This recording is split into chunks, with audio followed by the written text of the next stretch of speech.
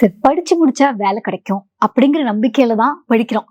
ஆனா கிராஜுவேட் ஆனதுக்கு அப்புறம் கூட நிறைய சாஃப்ட்வேர் கம்பெனிஸ்க்கு அப்ளை பண்ணாலும் கூட சம்டைம்ஸ் இன்டர்வியூஸ்க்கான காலே வரமாட்டேங்குது. அப்படிங்கும்போது அதுக்கு என்ன பண்ணலாம்? இது ஒரு டிஃபிகல்ட் ப்ராப்ளம். கம்பெனிக்கு என்னன்னு புரிஞ்சுக்கங்க. நான் ஒரு நாக்ரியில் ஒரு அட்வர்டைஸ்மெண்ட் கொடுக்குறேன், ஃப்ரெஷர் வாண்டட்னு சொல்லிட்டு. எனக்கு 10,000 ரெஸ்யூம்ஸ் வருது. ஒரு நாளைக்கு 100 பேர் நான் கால் பண்ணா கூட எனக்கு 100 நாள் ஆகும். நான் ஃபர்ஸ்ட் ஃபில்டர் போடுறேன், எனக்கு தேவையான ரெஸ்யூம் இருக்கா அப்படின்னு சொல்லிட்டு. நேரடியாக 5% கீழே வந்துருச்சு. ஸோ நாம் என்ன சொல்கிறோம்னா, நீ ப்ரோக்ராமர் ஜாபுக்கு, டெவலப்பர் ஜாபுக்கு அப்ளை பண்ணால் ஒரு ரெஸ்யூம்லேயே அது தெரியணும். பெரும்பாலும் ரெஸ்யூம் எப்படி இருக்கு? என் பேர் என்ன, எங்கள் அப்பா பேர் என்ன, அட்ரஸ் என்ன, எத்தனை குழந்தை எங்கள் வீட்டில் பிறந்தாங்க, அவங்க என்ன பண்ணுறாங்க, எல்லாம் பர்சனல் ஜாதகமாக இருக்குது. நீங்கள் அதை பண்ணாதீங்க. பேரை போடுங்க, அதுக்கடுத்து டைரெக்டாக என்ன ப்ராஜெக்ட் பண்ணீங்கன்னு போடுங்க. நீங்கள் என்ன பண்ணீங்கன்னு காட்டுங்க. நிறைய பேர் ஸ்டூடெண்ட்ஸ் எல்லாம் பார்க்கும்போது அவங்க என்ன சொல்லுவாங்க, உங்களோட ஸ்ட்ரென்த் என்னன்னு கேட்டால் ஹார்ட் ஒர்க்கு, பர்சீவ்னஸ்ஸு, சோஷியலுக்காக ஹெல்ப் பண்ணுவேன், இது மாதிரி ஒரு 10 ஸ்ட்ரென்த்து சொல்லிடுவாங்க.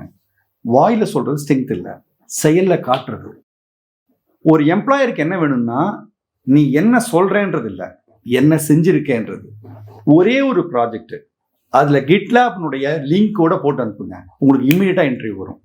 எங்களுடைய ரெஸ்யூம் ஃபார்மேட்டே அதுதான். முதல்ல எங்களுடைய ஸ்டூடெண்ட்டு கிட்லாப்னுடைய லிங்கை கொடுப்பாரு. கிட்ன்றது தெரியாதவங்களுக்காக சொல்கிறேன், நம்முடைய ப்ரோக்ராம் எல்லாம் ஸ்டோர் பண்ணி வைக்கிற இடம் தான் கிட். கிட்ன்றது ஒரு ப்ரோக்ராமருடைய, ஒரு டெவலப்பருடைய பர்சனல் அசெட். அதை தான் முதல்ல நான் காட்டுவோம். என் பேர், நான் எங்கேருந்து வரேன், இதெல்லாம் செகண்டரி. நான் என்ன எஜுகேஷனல் குவாலிஃபிகேஷன், இந்த விஷயங்கள் எல்லாத்தையும் நான் கடைசியாக தான் கொடுப்பேன். முதல்ல என்னுடைய ப்ரோக்ராமர் என்ன செய்யணும்னா, இதெல்லாம் நான் பண்ணியிருக்கேன், இந்த ப்ராஜெக்ட்லாம் பண்ணியிருக்கேன், இந்த ஸ்க்ரீன் எல்லாம் அந்த ப்ராஜெக்டில் வந்திருக்கு, இந்த லாஜிக்கை நான் யூஸ் பண்ணியிருக்கேன் அப்படின்னு ரெஸ்யூம் அனுப்புங்க. நீங்கள் 10,000 ஒருத்தனா இருப்பீங்க. உங்களுக்கு இன்டர்வியூ ஆட்டோமேட்டிக்காக தேடி வரும். அதை விட்டுட்டு உங்கள் ரெஸ்யூமில் உங்களுடைய திறமைகள் எதுவுமே இல்லைன்னா அது கொஞ்சம் கஷ்டம்தான். இது கம்பெனி சைட்லேருந்து நீங்கள் யோசிக்கணும். நான் ஏன் இவரை ரெக்ரூட் பண்ணணும், இந்த கேள்விக்கு தான் நீங்கள் பதில் சொல்லணும். ரெஸ்யூம் அனுப்புறதுன்றது ஒரு ப்ரப்போசல் அனுப்புகிற மாதிரி தான். ப்ரப்போசல்லாம் தப்பாக எடுத்துக்காதீங்க, சேல்ஸ் ப்ரப்போசல்னு வச்சுக்கலாம். சேல்ஸ் ப்ரப்போசல் அனுப்புறவங்க என்ன செய்வான், என் ப்ராடக்ட்ல இந்தந்த ஃபியூச்சர்லாம் இருக்குன்னு சொல்லுவான்.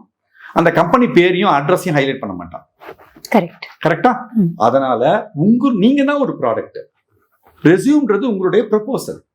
உங்களுடைய ஃபியூச்சர்ஸை ஹைலைட் பண்ணுங்க, டெக்னிக்கல் ஸ்ட்ரென்த்தை ஹைலைட் பண்ணுங்க, நீங்க டெக்னிக்கலா என்ன பண்ணிருக்கீன்றதை ஹைலைட் பண்ணுங்க.